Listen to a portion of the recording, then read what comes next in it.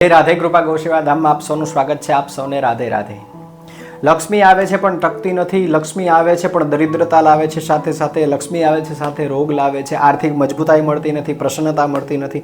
લક્ષ્મી આવે છે પણ અશાંતિ ફેલાય છે। લક્ષ્મી આવવા છતાં મનને સંતોષ નથી મળતો, લક્ષ્મી આવવા છતાં ઘર પરિવારની અંદર સુખ શાંતિ અને સમૃદ્ધિ નથી આવતી, લક્ષ્મી આવવા છતાં આર્થિક મજબૂતાઈ નથી આવતી, લક્ષ્મી આવવા છતાં રોગ વધી જાય છે। લક્ષ્મી તો ખૂબ આવે છે પણ ટકતી નથી। આવા પ્રશ્નો આપના જીવનની અંદર થાય તો ચોક્કસ મારો વિડીયો અંતિમ સુધી જોજો।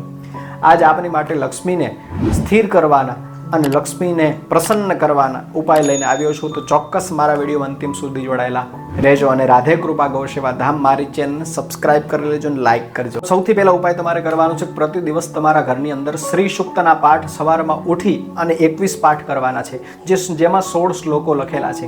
એ 16 શ્લોકનો 21 વખત પાઠ તમારે કરવાનો છે, જેના દ્વારા તમારી લક્ષ્મી આવશે પણ ખરી, વધશે પણ ખરી અને સાથે સાથે સ્થિર પણ થશે। ઉપાય નંબર 2 તમારે કરવાનો છે, પ્રતિ દિવસ તમારે તમારા ઘરની અંદર તમારે કુળદેવીની મૂર્તિ હોય અથવા લક્ષ્મીજીની મૂર્તિ હોય અથવા શ્રીયંત્ર હોય, એની ઉપર 108 વખત ચપટી ભરી અને કંકુ રીમ મહાલક્ષ્મીય નમઃ, રીમ મહાલક્ષ્મીય નમઃ આ શ્લોક બોલતા બોલતા તમારે કંકુ 108 વખત ચડાવવાનું છે।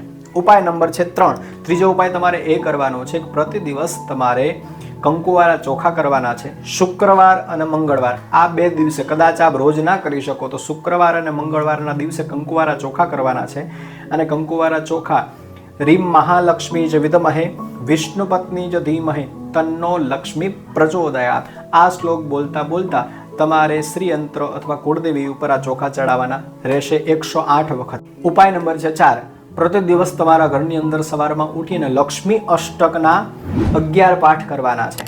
પ્રતિ દિવસ તમે કરશો અથવા શુક્રવાર અથવા મંગળવાર પણ કરી શકો છો, તો પણ તમારા ઘરની અંદર લક્ષ્મી એવી આવશે જે સ્થિર રહેશે, કંકાસ વગરની। 5મો ઉપાય તમારે એ કરવાનો છે કે પ્રતિ દિવસ તમારે રીમ નમઃ આ મંત્રની 3 માળા કરવાની છે, જેના દ્વારા તમારા ઘરની અંદર કંકાસ અને અલક્ષ્મી જે છે એ દૂર થઈ અને સદલક્ષ્મી આવશે અને રોગને ઘટાડવાનું કામ કરશે। ઉપાય નંબર છે 6, છઠ્ઠો ઉપાય તમારે એ કરવાનો છે, શુક્રવાર અને મંગળવાર આ 2 દિવસે અને ત્રીજો રવિવાર આ 3 દિવસમાંથી કોઈ પણ એક દિવસ અથવા 3 દિવસ પણ આપ કરી શકો છો।